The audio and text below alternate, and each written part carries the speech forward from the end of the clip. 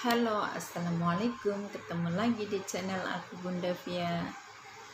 Kali ini saya mau cerita pengalaman saya waktu kerja di Hong Kong. Waktu yang satu di Interminute, aku nyampe jam 1 terus loh. Jam 1 baru tidur, jam setengah 6 aku harus bangun. Coba bayangkan berapa jam kita tidur. Jangan lupa like, share, and subscribe. Lalu tekan tombol loncengnya. Terima kasih. Kita mulai bersih-bersih yang dalam, dilap-lap. Pokoknya setiap hari itu perasaan rumahnya kecil kita berdua, tapi kerjaan itu nggak pernah kelar. Kayaknya ngelap sini ngelap situ, terus kemana pokoknya nggak ada berhentinya sama sekali. Boro-boro kayak di sini ya bisa duduk manis gitu, di sana enggak. Rumahnya kecil tapi ayo terus jalan terus. Kesehariannya itu nggak pernah berhenti sama sekali, beneran nggak pernah berhenti. Terus habis beres-beres, lap-lap semua meja apa segala udah dilap semua, majikan bangun, kita bikin sarapan buat majikan, terus kita juga baru dikasih sarapan gitu. Jadi majikan bangun itu kita baru bisa sarapannya ya Allah, kasihan. Kadang-kadang kopi sama selembar roti tawar dioles apa gitu sedikit gitu. Itu udah sekitar jam 9-an kita baru sarapan.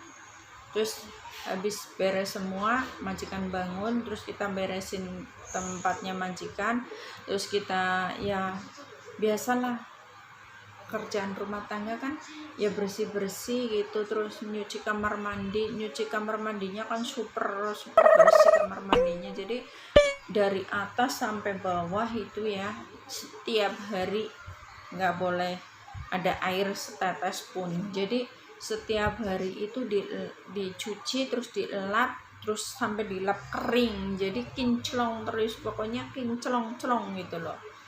Mungkin dia berpikir aku gaji pembantu 2, kenapa rumahku kotor gitu ya. Ada benarnya juga sih, tapi super jutek, majikan super jutek, super cerewet, super pelit, super apalah pokoknya itu. Terus siang kita bikin masak bareng majikan, terus kita nganterin ke sekolahannya anak-anak. Jadi kita nunggu sampai anak-anak keluar, kita ngasih makan. Habis itu kadang-kadang cuman sekolah setengah hari gitu, habis itu kalau cuman nganter makan doang, kita pergi ke pasar. Habis ke pasar kita pulang beresin sayurannya, terus kadang-kadang anaknya ya dijemput, sekalian jemput anak sambil dari pasar gitu ya, sekalian jemput anaknya. Terus kita masak buat sekitar jam 3. Kita itu biasanya cuma dikasih roti kecil gitu ya. Ya Allah, maka kalau siang itu kita cuma makan sisaan yang kemarin biasanya. Jadi ya satu mangkok dikit banget ya. Ya Allah, mungkin baru sampai sini belum nyampe perut ya. Sedikit banget. Kalau di sini aku makannya banyak gitu ya. Kalau di sana enggak, makannya sedikit banget. Udah dicatat sama majikan. Kalau makan ikan itu ya majikan udah makan, kita baru dapat kepala sama tulangnya, kita jatahnya itu, dagingnya sama majikan. Nggak mau ya, demi perut ya dimakan. Kadang-kadang aku makan itu sambil nangis ya, karena apa ya Allah, ternyata kerja di negara di sini itu nggak seenak yang aku bayangkan gitu. Aku pikir kerja di luar negeri itu enak, ternyata nggak enak, nggak semanis senyumanku. Aduh gimana ya, pokoknya super capek, super ya pokoknya ngenes kalau aku ingat pas waktu di Hong Kong itu, pengen rasanya aku nangis, makanya aku trauma, nggak mau ke situ lagi. Nah, kembali ke pokok ya. jam 3-an itu kadang-kadang anak pulang ya, kita mainan sama anak-anak, jadi yang satu bantuin nyonya beresin sayuran dapur lah, pokoknya pekerjaan dapur, sayuran yang mau dimasak apa, yang mau dicuci apa, yang mau diurus apa di dapur, satu yang bantuin nyonya, satunya nemenin anak-anak main gitu. Habis itu kan yang satu masak sih, jadi barengan sama nyonya. Habis itu suruh anak-anak cuci tangan, habis cuci tangan terus makan, kadang-kadang mandi dulu, kadang-kadang makan dulu ya, tergantung kadang-kadang anak-anak moodnya gimana. Tapi yang sering mandi dulu, mandi terus makan, habis makan mainan sebentar, gosok gigi terus tidur. Kalau kita enggak, kita beresin kan, nunggu majikan udah makan, kadang-kadang aku, ya Allah kok gini banget ya, padahal waktu aku di Taiwan, kerja di Taiwan yang pertama itu enggak seperti itu, makanya bareng, jadi majikan makan ya aku makan gitu. Pas di Hong Kong enggak, di Hong Kong kita ngelayanin majikan makan dulu, kita baru dapat sisanya. Nah langsung mendingan kalau diambilin gitu, terus majikan makan di meja makan, kita makan di dapur, masih mendingan gitu ya.